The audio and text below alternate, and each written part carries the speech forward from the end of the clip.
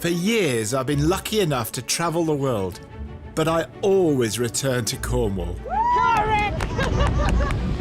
This county is famous for rugged coastlines and sweeping beaches. This is cool.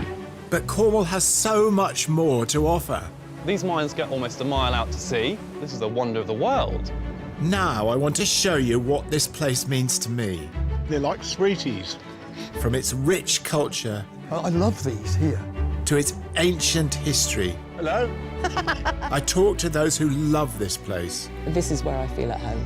And as you'd expect, I celebrate great Cornish food. We take this in, they're more than happy. Along the way, I hope to inspire you with my own dishes. A sensational pud. What I discover is that Cornwall is different to anywhere else in the world.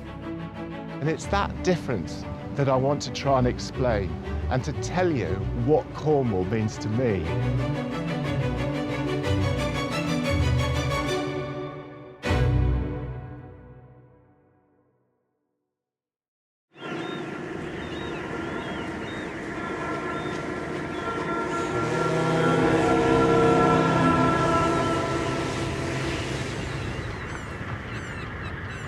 The border between Devon and Cornwall is over 1,000 years old.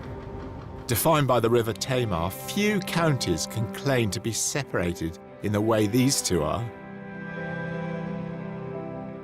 This boundary has brought about a friendly rivalry between the Cornish and Devonians, which exists to this day. Here, just 1/4 mile separates Tor Point on the Cornish side from Plymouth in Devon. Linking the two is a rather unusual ferry service. The ferry controller for my crossing today is a proud Cornishman called Mike Bright. Tor Point, Tamar. Just to let you know, we're going to proceed to Denport. Copy that, Mike. Thank you, mate. Okay, thanks. Mike has been working on the ferries for 17 years.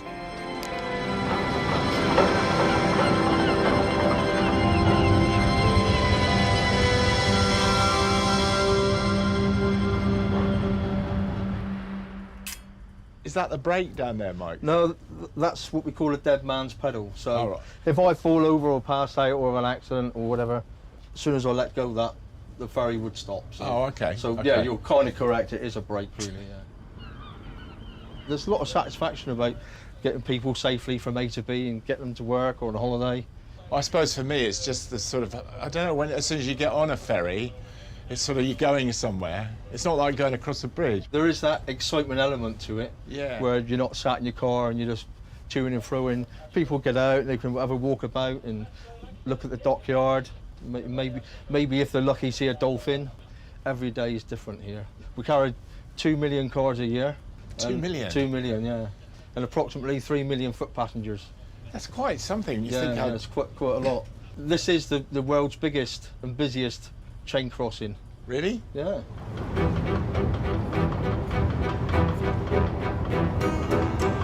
Mike runs one of the 3 ferries which operates all the year round. They're able to do this because they pull themselves across the river on a chain, so are unaffected by wind or tide.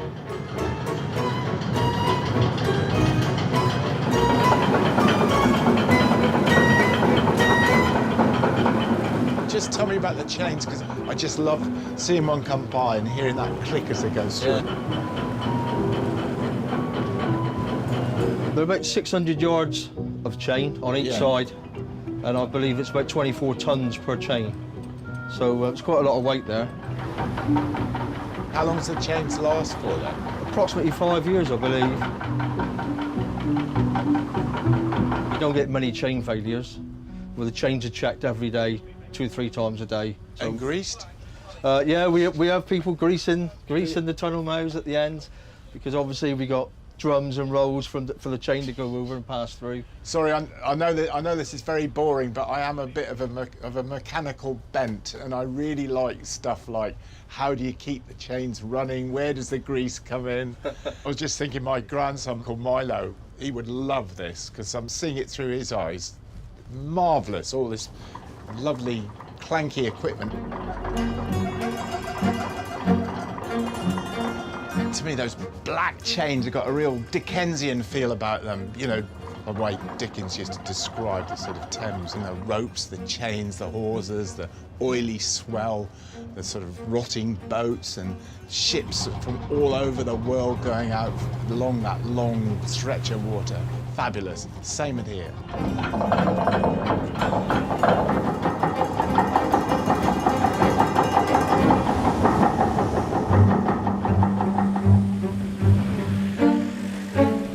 These modern chain ferries were introduced in 2004, but there's been a crossing here for over 200 years. On the Cornish side of the Tamar, I'm meeting historian Dr. Harry Bennett, who tells me how the link across the river came about. At this stage, in the 1790s, we don't have railway connections. The road connections are very difficult because of the rivers, and there's a network which runs very well on that side all the way to London, and a very good network which runs all the way to Penzance that way. Your missing gap here is the River Tamar. You need to be able to get traffic across that. So the Tamar ferry, as it's developed in the 1790s, is intended to sort of fill this missing link. Because just opposite us, we've got the largest naval dockyard in Europe slowly developing. That means there's a lot of people who want to come backwards and forwards across the Tamar. So that means you're going to be dealing with wagons, you're going to be dealing with horses, people, carriage and fours, large commercial loads, which you've got to go backwards and forwards, and of course, occasionally, it goes wrong. So give us some sort of nice historical things that went wrong. But in 1923, we have a particularly interesting incident.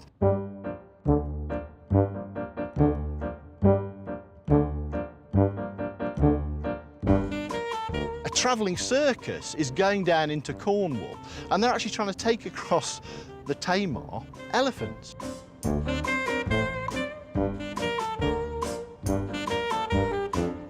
One of them actually breaks loose, and she plunges over the back of the boat, and a little Asian element called Julia. Julia. Julia, yeah, which is rather a nice name.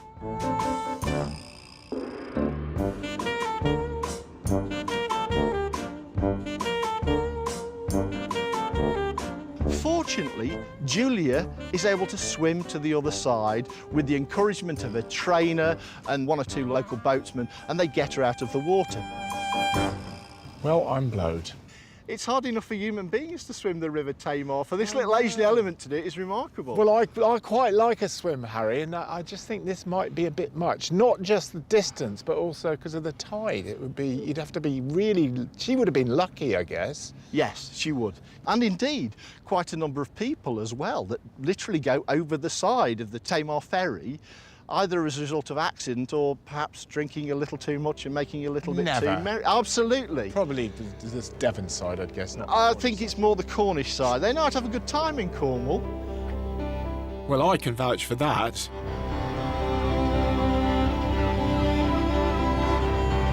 The Tamar has often been compared to a moat guarding Cornwall from the rest of Britain. Perhaps I'm over-romanticising it, but I think this is what attracts many to live here, including myself, who revel in the joy of being at the very end of England.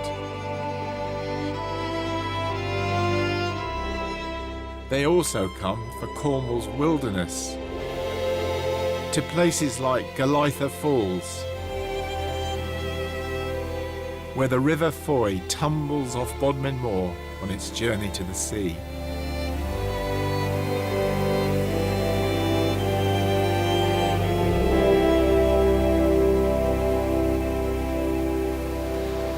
To realise from a personal point of view that one of the great things about making these programmes in Cornwall is I get to visit parts of Cornwall which I always meant to have gone to, like Galaitha Falls, but probably would never have got round to going to in a whole lifetime. Someone who's moved here and made Cornwall her home is the Queen of Comedy, Dawn French. I loved her in the sketch show French and Saunders. And when my 3 boys were growing up, our lives would be all the better for seeing her as the Reverend Geraldine Granger in The Vicar of Dibley.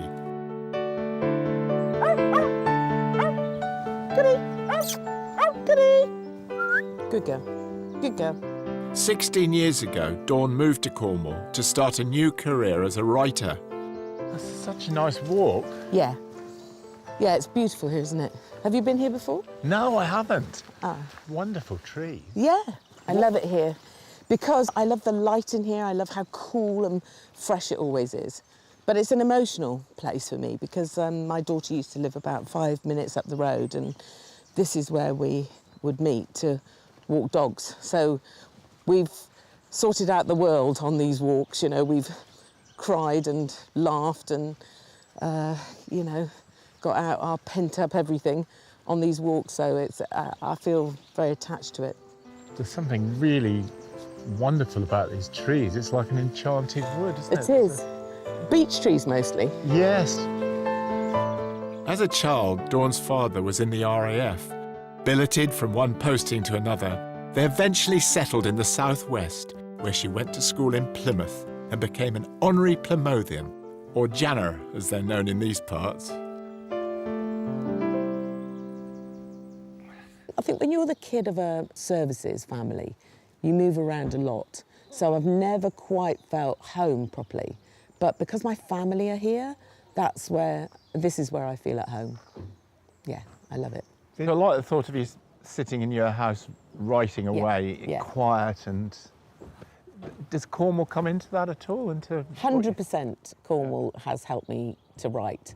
I mean, I did write a little bit before I moved down, but I write better now and have a routine of, you know, I walk my dog, I sit down, I do office hours, but my office, you know, lucky me, and I realise this, and I mustn't be too smug about it, bit smug, about the fact that I look out to sea from my desk. You know, there's fresh air, fresh sea air outside my door, and I take big gulps of it, and I breathe easier when I'm here. And you need to do that to kind of feed the oxygen to your brain so that you can write. And, you know, there was Du Maurier, and there's been all the other writers that, you know, have written in Cornwall. There is art in the air here. And so, I borrow a bit of that. I just wanted to be in a space that I love. And then I moved to Cornwall. Then I got divorced. That's not a prerequisite of moving to Cornwall. But then I married a man from this part of the world. So now I feel even more entrenched in Cornwall, if you like. What I'm very aware of is that in Cornwall, you mustn't claim your right to be Cornish in any way. I'm very aware of that. And I still have people who accuse me of being a bit of an incomer. And in a way, I guess I am, because I've lived in lots of other places. What I do feel here is that my mum's mum was Cornish, Polperro, Menenia, round there.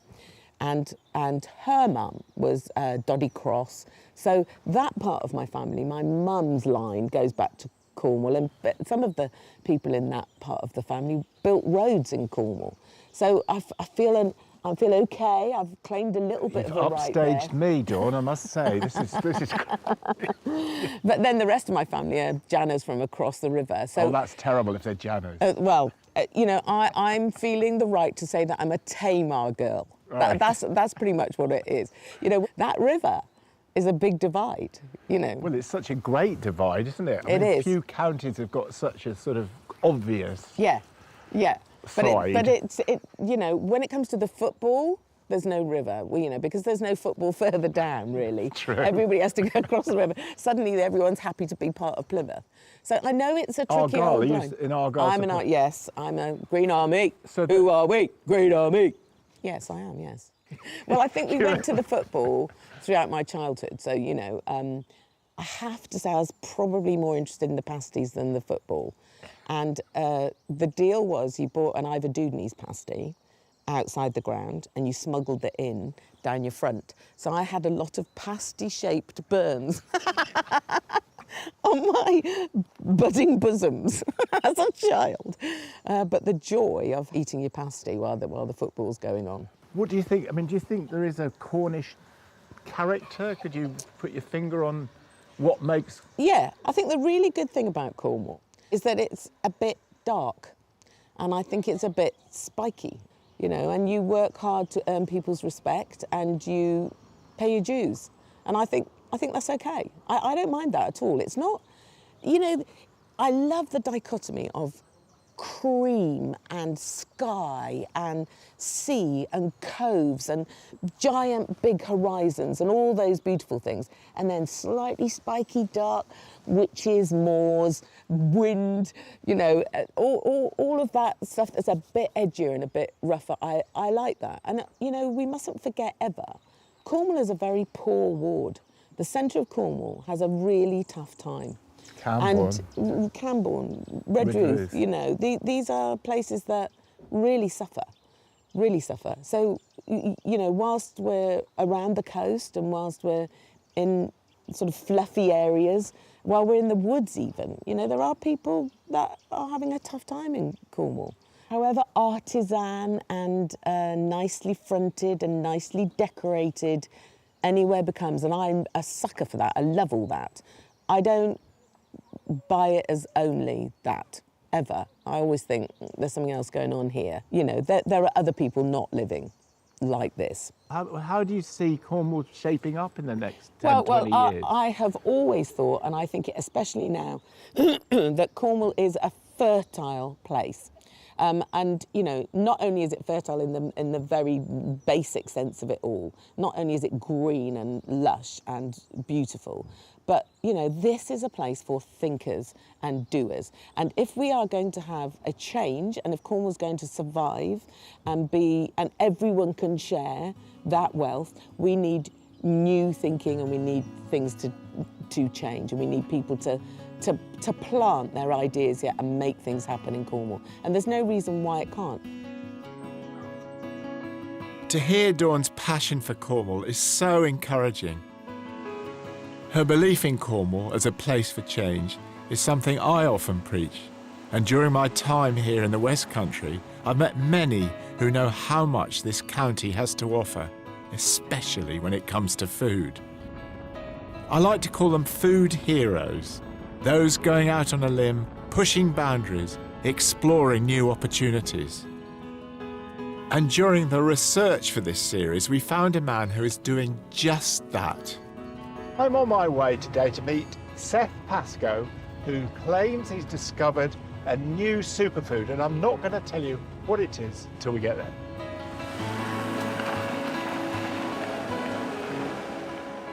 For the last 4 years, Seth has been quietly planting a small orchard of extraordinary plants.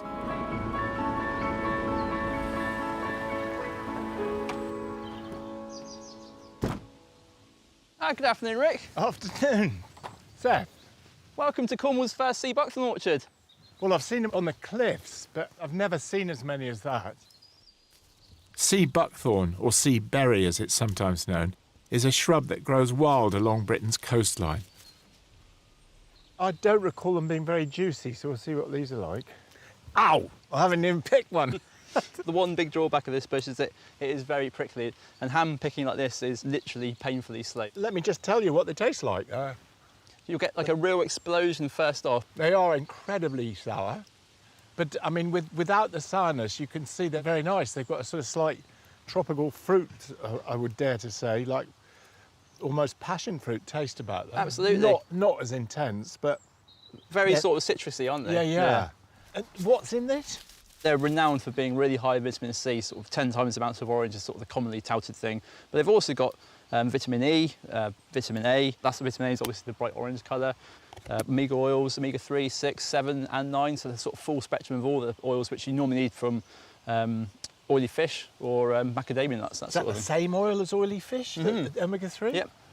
So in fact, what you're almost suggesting, if you're a vegan, you could live on these and never have to have a supplementary pill in your life. Potentially. Mother Nature's made this and it's synergistic, so rather than you popping various different supplements, this is a little ready-made package, really. How would you cook with them? Well, they're very versatile, actually. I mean, in savouries, such as with seafood or roast chicken, it's quite good with goat's cheese and bits and pieces like that. And then in desserts, sort of sorbets or possets. If you make a sorbet with them, is it bright orange? Yeah, absolutely. All the colour comes through, yeah. That's brilliant. So how long would this orchard take to grow? I mean, how long has it been mature enough to produce fruit? We planted this orchard about 3 or 4 years ago. This is our first sort of real harvest of any significance. What would you get, how much sort of weight off a tree like this then? Hopefully like 5 kilos per tree. That's a lot. And this tree may well do it. Yeah. And how long would they go on for then? The tree should last for 20 years. Oh, brilliant. Yeah. So, I mean, it's a good crop, really. Yeah, it should be climate versatile as well, because it's in the ground and should learn to adapt to all the sort of vagaries of the climate, whatever they might be. I've got some juice here if you'd like to try some juice. Yeah, I'd love to. Is there any sugar in it? Because I would favour a little bit of sugar. It's sugar-free, but what we've done, Rick, is gosh. we've blended it off with apple juice, so the apple juice sort of carries the sea berry juice and does just it? balances the flavour.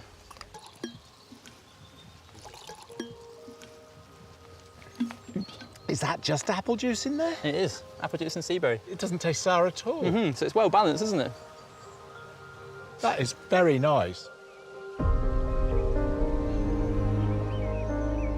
So exciting is his discovery, it's been given funding from the Nuffield Farming Scholarship, and his berries are now being used by food producers to flavour many things, including chocolate, tonic water and vodka. I know they're native to Cornwall, but where did you come up with the idea then? I came across these in Nepal. I was doing a trek to Everest Base Camp, and As you do. once we got up to sort of 4,000 metres, the altitude sickness started kicking in, and feeling pretty groggy, headaches, dizziness, the usual sort of things. The Sherpas came out with a juice much the same colour as this and said, drink this and it'll sort of sort you out. Brilliant. So next day we woke up and felt right as rain. Really? And wow, what is this stuff? And the sort of farmer bit kicked into action for me, and I was like, what is this plant? Where does it grow? And they said, oh, Nepali superfruit. And I learned it was sea buckthorn, and I came home, researched it, and it turns out it grows in Cornwall. Superfood it is. Very much so. I suppose I better give you a hand picking, but you know, they're your thorns. They are, yeah. It's a labour of love. And It is. one year I cut all the thorns off to Did you? to see if it made a difference, and she grew all the thorns back the following year. I Bigger bet. ones, if anything. Seth's berries have given me an idea for a simple dish, a variation of my Vietnamese orange duck recipe, but this time with a sea berry orange sauce. Sear 2 duck breasts on a medium heat. Cook them skin side down first for 4 to 5 minutes or until brown. Then the other side for 3 minutes.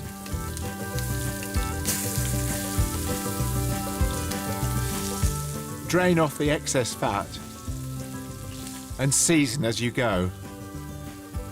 Remove them from the heat, cover and let the meat rest for 10 minutes. Now for the sauce. Add 100 grams of buckthorn berries to a hot pan. Then pour in half a litre of orange juice. It is possible to buy frozen berries online, but if you can't get hold of them, add 100 millilitres of buckthorn berry juice instead. Bring to the boil and simmer for 5 minutes to soften the fruit.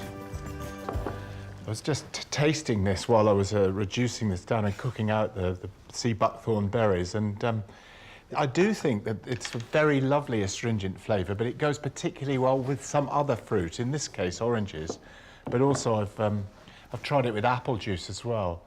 The thing is, it's the acidity is so lovely, but also the colour. I mean, look at that. I'm just going to force the berries through.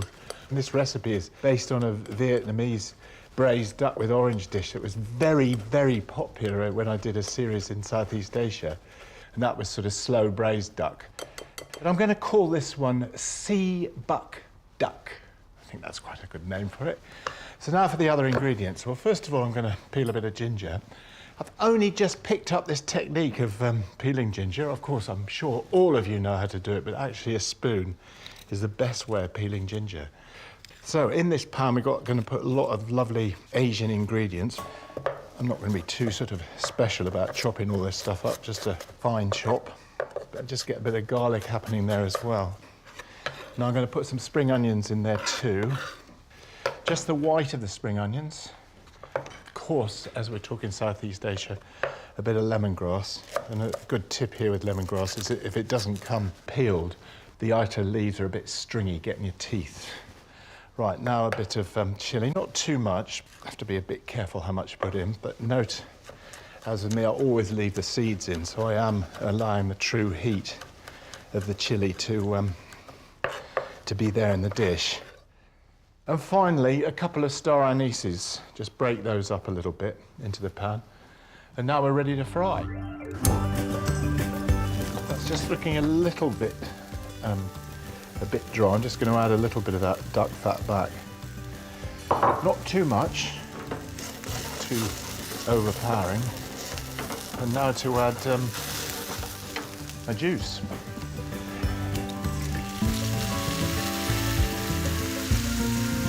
Now a little bit of fish sauce, about a teaspoon or so. Ooh, a bit more. And this is actually quite important. You need some sugar because it's very, very tart, that. It's about a teaspoon and a half of sugar. I think duck is particularly appropriate for a tart sauce because duck and pork, because there's so much fat in both, the tartness cuts through the fat in a very, very delicious and delightful way. So I'm just going to get the duck. Actually, this is perfectly cooked. All I need to do now is just reheat the duck in the sauce. I'm not going to cook it out because I think the pinkness there is perfection. So the last thing is just to add some green chops of some spring onions. And just going to let that wilt in the heat of the sauce. And now to serve it up.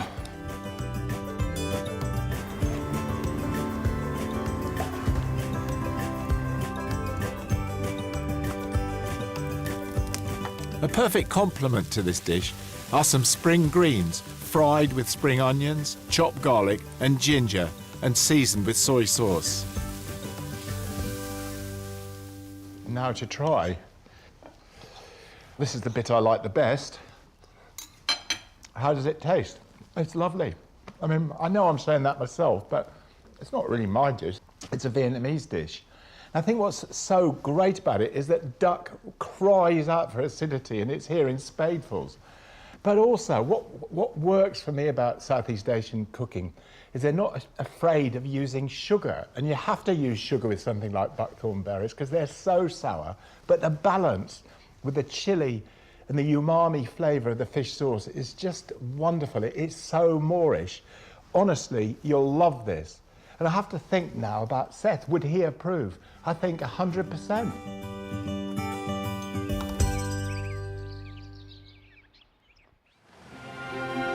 Join me next time as I continue my journey across the ancient land of Cornwall.